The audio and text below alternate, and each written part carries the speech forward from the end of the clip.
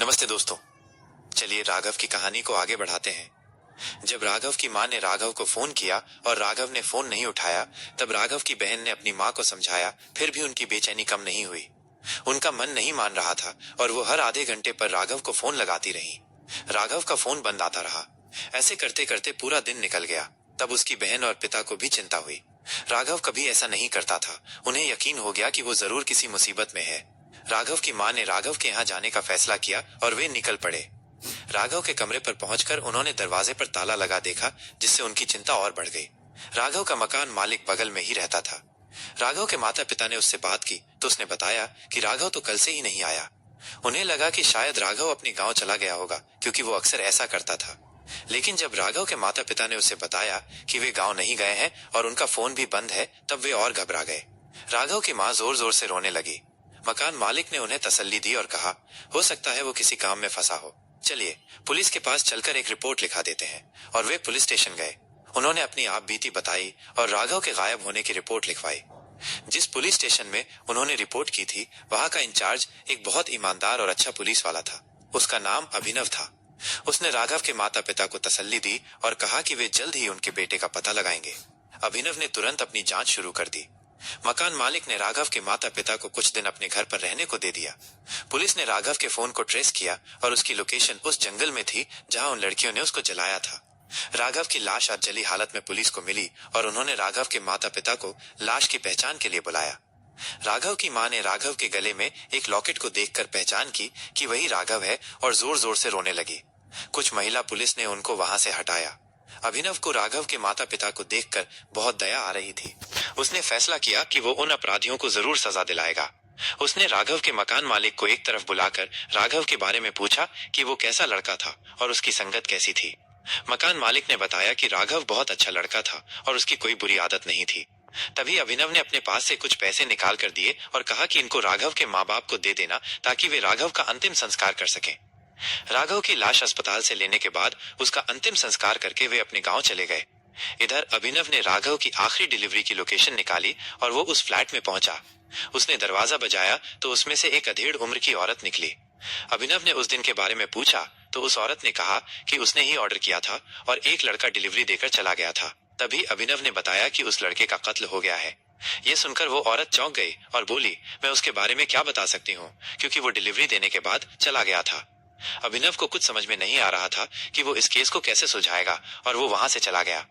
असल में उन लड़कियों ने एक औरत को कुछ पैसे देकर वहां बिठा दिया था, ताकि पुलिस को उन पर शक न हो। कुछ दिन बाद एक तूफानी रात में वे लड़कियां उसी फ्लैट में फिर से पार्टी कर रही थीं। बाहर जोरदार बारिश और तूफान चल रहा था। तभी उनके फ्लैट की घंटी बजी और लड़कियां घबरा गईं।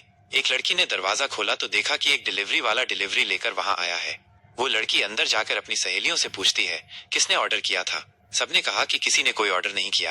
फिर वे डिलीवरी वाले से बोली, हमने कोई ऑर्डर नहीं किया। तब डिलीवरी वाला बोला, मैडम पता यही है, आप खुद चेक कर लो। हो सकता है आपने नशे में ऑर्डर कर दिया हो, आपको डिलीवरी लेनी पड़ेगी। एक लड़की ने जोर से चिल्लाते हुए कहा, जब हम कह रहे हैं कि हमने कोई ऑर्डर नहीं किया तो तू जबरदस्ती देगा क्या। तभी दूसरी ने कहा, जाने दो, बेचारा ले आया है तो ले लेते हैं। और उन्होंने उस डिलीवरी वाले को अंदर बुलाया। जैसे ही वे कमरे में गईं, बाहर का दरवाजा अपने आप बंद हो गया और वे सब घबरा गईं।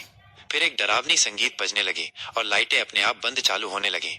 वे लड़कियां बहुत डर गईं और हवा इतनी तेजी से चलने लगी कि वे हवा में उड़ने लगी। उन्होंने चिल्लाकर पूछा, कौन हो तुम।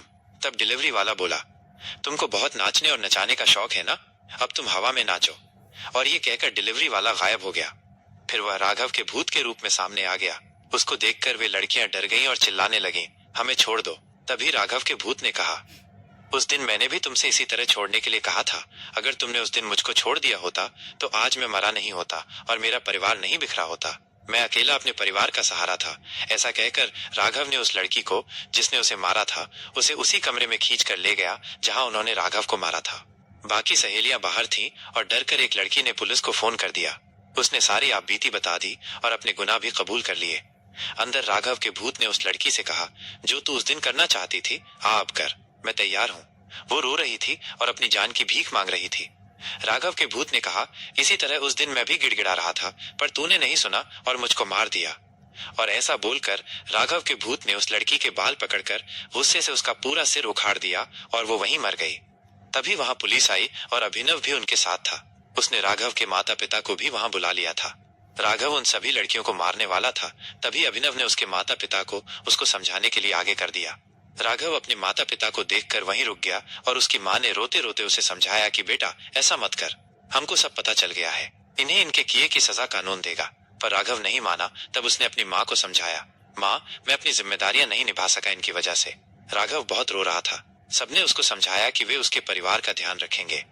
तभी अभिनव ने राघव के भूत से कहा, राघव तुम मत घबराओ, मैं तुम्हारी बहन की शादी करूंगा और तुम्हारे परिवार का ध्यान अपने परिवार की तरह रखूंगा। तब राघव शांत हुआ और वे लड़कियां भी अपनी करनी पर पछता रही थीं और उन्होंने भी उससे माफी मांगी। तब राघव की आत्मा अपने आप गायब हो गई और पुलिस उन लड़कियों को ले गई। अभिनव राघव के परिवार की मदद करता रहा और समय समय पर उनका हाल चाल लेता रहता था। लाइक करें, सब्सक्राइब करें और ऐसी कहानियां जानने के लिए बेल आइकन के बटन को दबाना न भूलें। प्लीज सब्सक्राइब और एक लाइक जरूर दें।